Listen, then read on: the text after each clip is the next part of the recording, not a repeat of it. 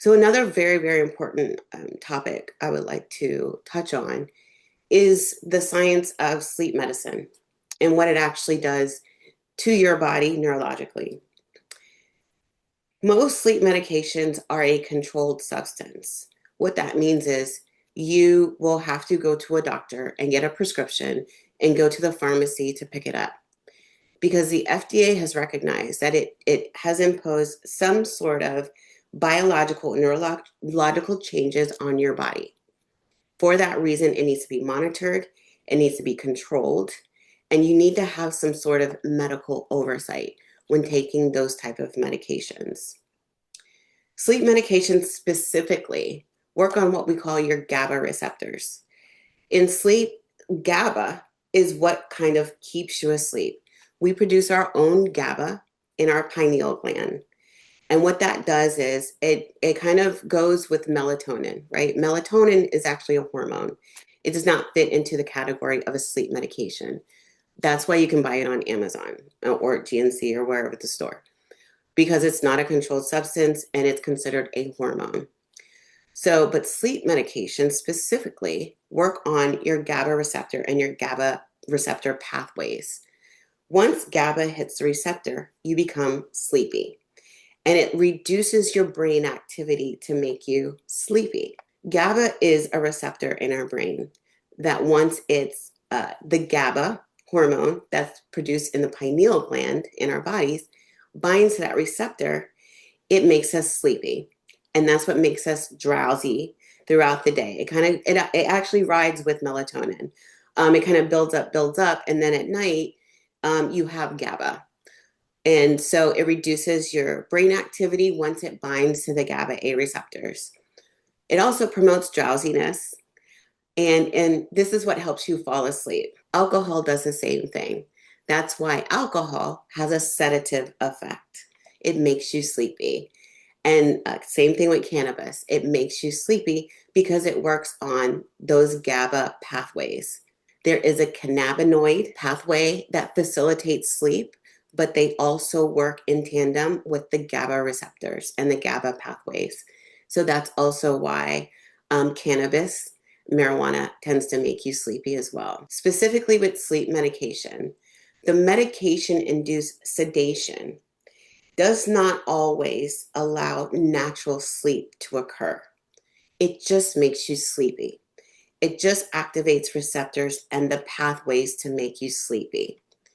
They do alter your stages of sleepiness, but if you even notice on the packaging, it has a side effect of not allowing you to get into restorative sleep. We didn't talk about that. That doesn't make any sense. I just wanted to go to sleep because, again, no one told you that there's two sleeps. When you take sleep medication, you are actually just being sedated.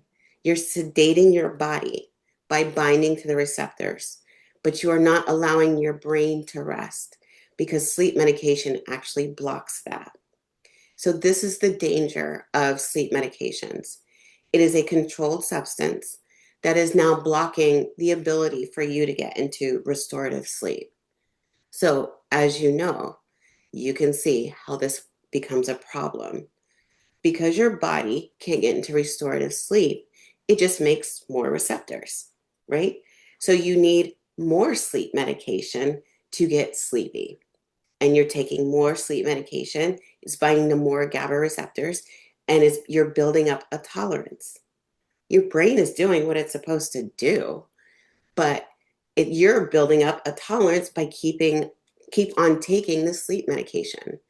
And that's the danger with the chronic use of sleep medications. Unfortunately, what I've seen is we have a huge sleep medication addiction problem that no one is talking about. This is not a benign situation. These are controlled substances that people are becoming addicted to long term just so they could sleep. So essentially, we're just solving symptoms. We're still not getting to the root cause. People still are not getting restorative sleep, and we're causing a neurological problem. So now this medication is upregulating your GABA receptors.